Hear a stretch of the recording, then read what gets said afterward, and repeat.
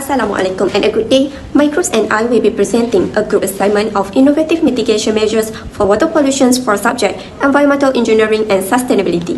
Our group members are Siti Nurfara Ashira binti Mat Jamil, Putri Batusha binti Abdul Razak, Nur Wahida Nadira binti Sahirin, Nurul Sabika binti Muhammad Nasri, and Christina Sofia Halsi binti Kamar Zaman. The river that we studied for water pollution is Sungai Kim Kim. An article from the Star stated that Sungai Kim Kim, located in Pasiguran, Johor, has experienced significant pollution issues over the past decade, primarily due to industrial activities. The situation escalated in March 2019 when toxic chemicals were illegally dumped into the river, leading to a major environmental disaster which are water pollution and air pollution.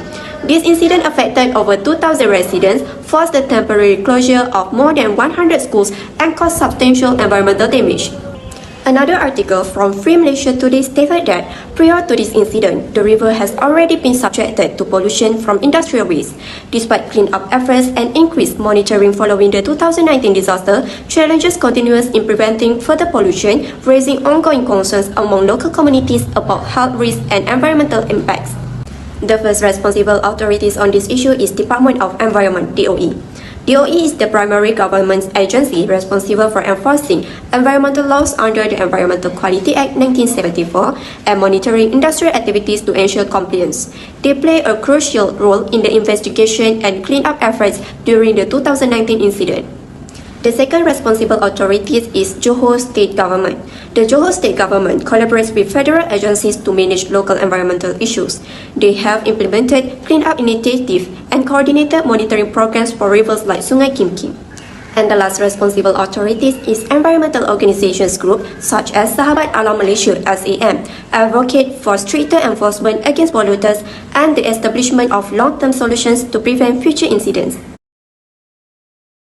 The industrial waste released into the river has caused the water bodies to be very polluted and killed most of the marine life by massive number of deaths from the aquatic life.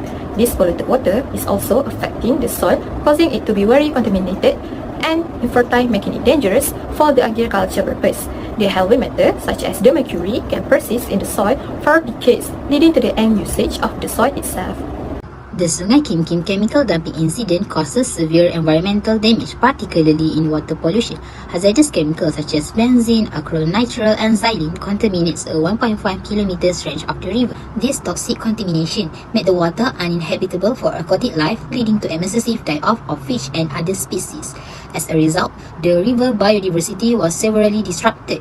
Over time, the pollution destroyed natural habitats, threatening species that rely on the river and upsetting the delicate ecological balance.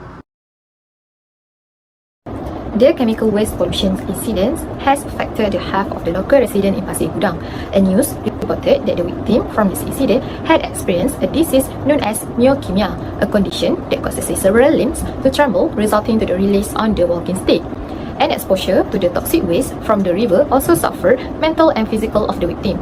This news also reported that several residents, including a pregnant woman, experienced many other health symptoms such as shortness of breath, frequent coughing, and fainting due to the extremely foul and concentrated odor.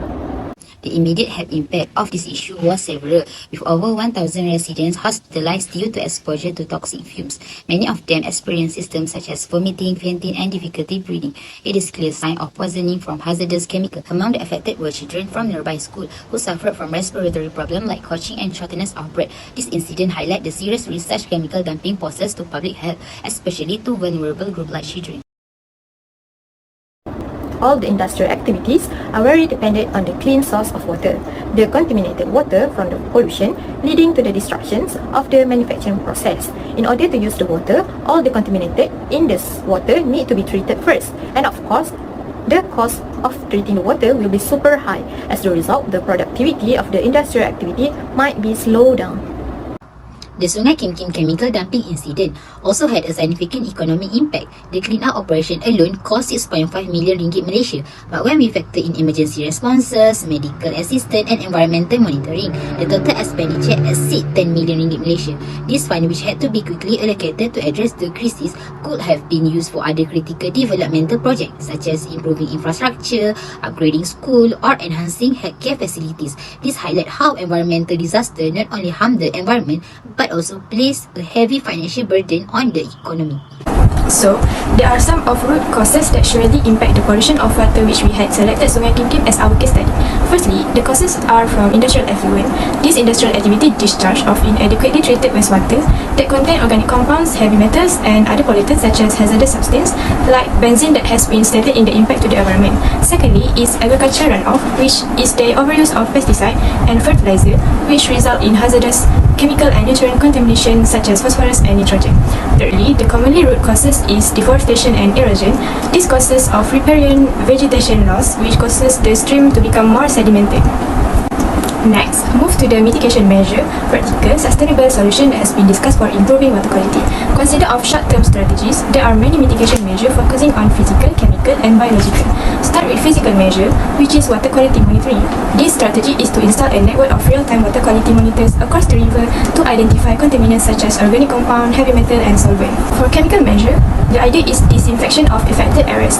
When there is a significant contamination, especially in location where water is utilized for agriculture or human consumption, employ the proper disinfectants like chlorine.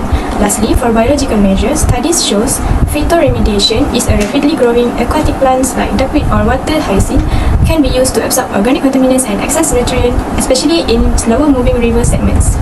There is also mitigation measure for long-term strategies that will also be sustainable solution for reducing the pollution in water. Start with the physical measure of long-term strategies, that is construction of wastewater treatment infrastructure. Construct or upgrade wastewater treatment plants that are capable of treating both household and commercial wastewater with an emphasis on eliminating chemical contaminants. Tertiary treatment such as advanced oxidation process (AOP) should be a part of treatment system in order to break down harmful materials. Next, for chemical pollution prevention technologies for industry that will encourage business to use cleaner manufacturing methods that reduce pollution at the source, like the closed loop system and zero discharge. Lastly, for biological measure is eco-friendly industrial practice and certification. We can encourage the industries along Sungai Kim Kim to follow the best practices for chemical handling, waste management, and effluent treatment by promoting the adoption of eco-labeling and sustainability certification.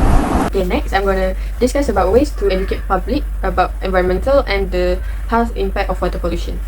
For the first one, I suggest to do community education campaign by giving flyers and posters that states know the impacts. And don't forget to insert the environmental impact and health impact. For environmental impact, we can state that we would lose the aquatic life and habitat destruction. For health impact, it will cause us long-term illness from contaminated water, and it will cause us skin irritation if we don't take care of our river.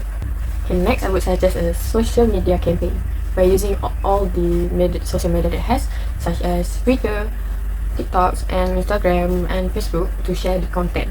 So the content of it, we can interview people by asking them what do you think is the biggest of river pollution, or we can do activities such as we challenge them and by asking share one thing you did this week to reduce pollution. So they will share the suggestion or things that they do, and then not just that, by publish this on media, other people also learn from it, and then we can use the hashtag of healthy river healthy lives and hashtag clean water matters and hashtag stop pollution now. So if other people want to find anything related to it, they can just use the hashtag. Last but not least, we can introduce community action days by using the title Clean Water, Clean Communities. The activity we can include is riverbank cleaning, tree planting, and at the same time we can install the awareness booth for educate the people that join. It is all from all the ages can join the program, which is because it for the communities, so they can learn at the same time they can clean their river.